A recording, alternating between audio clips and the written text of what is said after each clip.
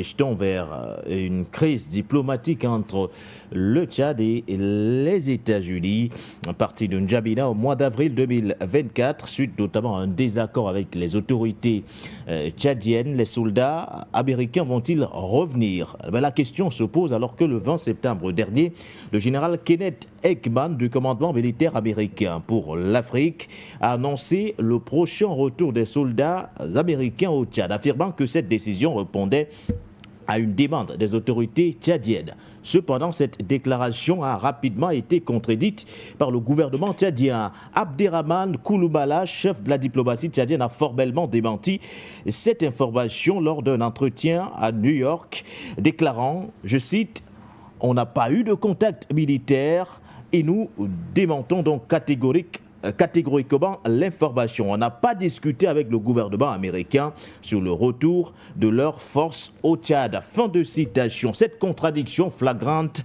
entre déclarations américaines et tchadiennes soulève d'autres questions de nature, notamment à remettre clairement en cause aujourd'hui la nature du partenariat même entre le Tchad ou encore les États-Unis.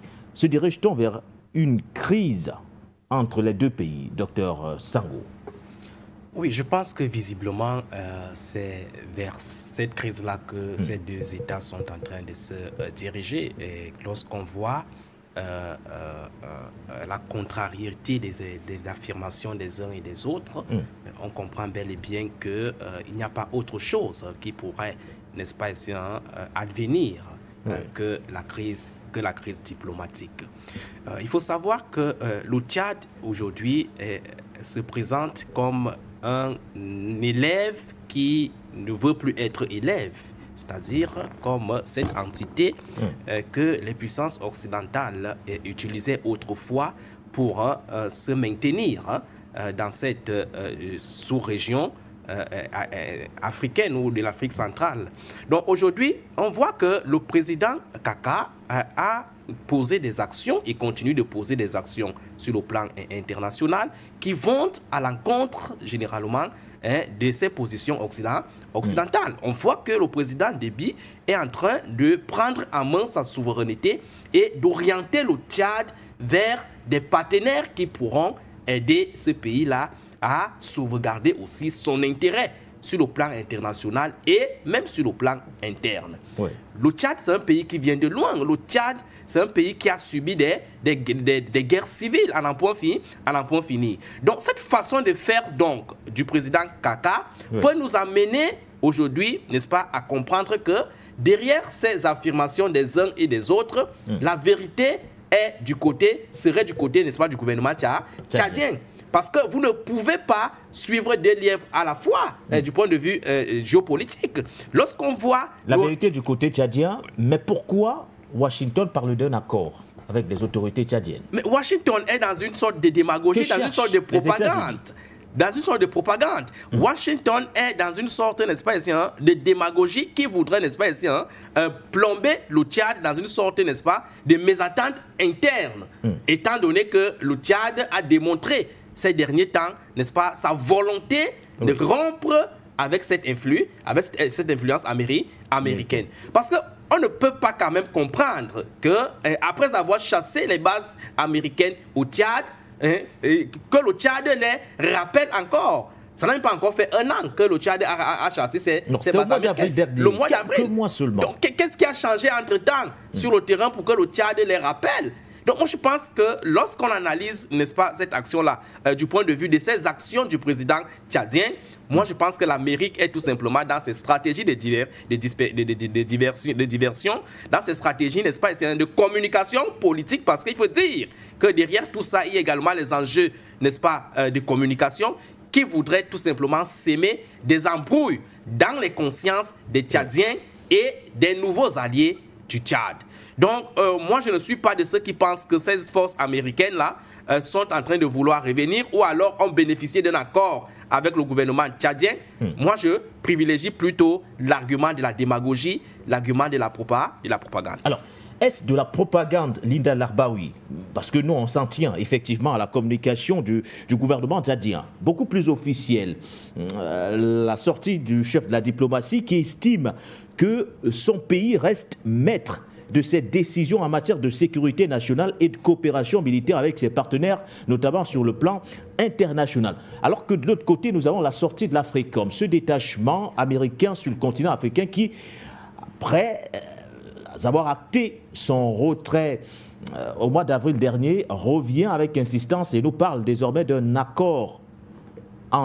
nouvel accord entre Washington et le Tchad sur un éventuel redéploiement des soldats américains. Est-ce de la propagande, Linda Larbaoui? Non, ce n'est pas une propagande. Il faut connaître la politique extérieure des États-Unis. Les États-Unis, quand ils mettent une personne en place et elle échoue dans sa mission, ils la liquident. Liquider, ça ne veut pas dire tuer. On peut faire un coup d'État, on peut l'enlever, il peut se passer beaucoup de choses. Et les États-Unis n'ont pas d'amis, ils n'ont pas d'alliés. Le meilleur exemple, c'était le Shah d'Iran. Personne n'a donné aux États-Unis ce que le Shah d'Iran a donné. Et le jour où il y a eu renversement, il était malade, on n'a pas voulu lui donner un visa, on a interdit au pays de le recevoir, mais finalement, c'est l'Égypte qui avait négocié et qui l'a reçu. À l'époque, c'était Anwar Sadat. Donc c'est Anwar Sadat qui lui a accordé l'asile et il l'a reçu. Avec beaucoup de difficultés en négociant avec les Américains. C'est ça les États-Unis, ils se retournent. C'est ce qui s'est passé avec Idriss Déby et Mohamed Idriss Déby. Mohamed Idriss Déby n'a pas été mis par la France. C'est un agent de la CIA, il a vécu aux États-Unis et c'est les États-Unis qui l'ont mis en place. Et il y a des choses qui commencent à sortir concernant son père. Apparemment, il y a eu une fusillade entre deux groupes et il était dedans. Voilà ce que la presse orientale arabo-musulmane dit. Mais il y a un autre dossier qui est sorti.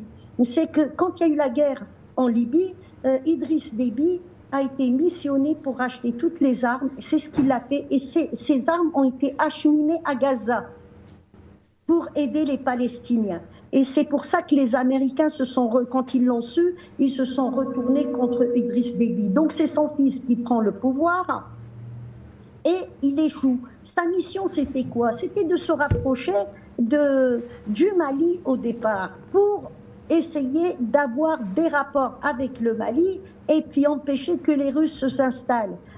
Il a échoué complètement puisqu'il était missionné pour se rapprocher avec un pays et voilà qu'on se retrouve carrément avec 3 pays qui forment la AES. Donc il a échoué. Il a échoué aussi dans sa mission pour se débarrasser des Français dans le sud de Libye, puisqu'il y a des conflits armés, de temps en temps ça tire, tout ça. Il y a des tribus qui sont toujours alliées à la France dans le sud de la Libye. Donc il a échoué aussi dans cette mission. On veut se débarrasser de lui, et Mohamed Idriss Déby connaît la politique américaine, donc il se rapproche des Russes. Et aujourd'hui, si les Américains reviennent, c'est parce que ce qui est en train de se passer dans le Sahel, ils veulent revenir, ils vont travailler avec le terrorisme. Mon Dieu, combien de fois même j'avais dit sur votre plateau, avant que ça n'arrive, les pays de la AES vont subir au niveau du terrorisme. Il n'y a pas mieux que le Tchad pour fournir et des mercenaires, parce que c'est ce qui se passe avec la Libye, avec Haftar, c'est beaucoup de Tchadiens, et il n'y a pas mieux que le Tchad non plus comme emplacement. Donc les Américains essayent de revenir sur le continent au Tchad et on voit bien qu'ils s'intéressent à se redéployer un peu partout. Et tout ça parce qu'ils sont en train de perdre la mer Rouge. S'ils perdent la mer Rouge, s'ils perdent aussi une bonne partie de la Méditerranée, la domination des États-Unis dans le monde, c'est la jonction mer Méditerranée, mer Rouge. Qu'est-ce que ça fait? L'entrée de la mer Méditerranée, nous avons l'Atlantique. La sortie de la mer Rouge, nous avons le Pacifique, le Pacifico-Indien. Et si les Américains perdent cet axe, c'en est fini pour eux. Et actuellement, ils sont dans une guerre d'usure. Ils ne peuvent pas ouvrir encore un autre front, puisque tous les fronts sont allumés. Il y a d'autres fronts aussi qui risquent de s'allumer. Je parlais du Sahara occidental. Et il y a aussi une nouveauté dans l'histoire du Sahara occidental et le Rif, puisque le Rif était complètement indépendant du Maroc. Et il a été annexé par la France et par l'Espagne au Maroc. Ils ont eu le même sort que les Sahraouis, bombardements avec du phosphore, tout ça, il y a eu des génocides et tout, et la France a annexé le RIF. Le RIF était la première république africaine en 1920 jusqu'en 1926. La première république libre et africaine. À l'époque, c'était Abdelkrim el-Khattabi qui a dégagé les colons, et malheureusement, après, avec la trahison du sultan marocain, il y a eu revirement de situation. Et puis le RIF était aussi dans la Société des Nations comme membre fondateur. Donc aujourd'hui, il y a les Rifains et les Sahraouis, le Polisario, qui font front commun. Ils sont ensemble, ils se sont réunis il y a 2 jours, ils ont fait des annonces. Donc il y a tous ces fronts qui s'ouvrent contre les États-Unis. Au niveau juridique, l'Afrique du Sud fait le nécessaire. Au niveau aussi de l'ONU, il y a l'Algérie qui fait le nécessaire, mais il y a aussi d'autres pays qui sont là et qui essayent d'en terminer avec ce concert-là qu'on appelle les USA. Et puis, ils ne peuvent plus se permettre ni de perdre du terrain, ni de rentrer dans un conflit armé. On parlait tout à l'heure justement, il manque de munitions, manque de pas mal de choses. Et je vous ai envoyé, parce que je n'arrive pas à dire les noms, des produits que la Chine a interdits à l'exportation. Je vous les ai envoyés, monsieur. Voilà ce que je peux dire. Merci. Merci à vous, Lida Larbaoui.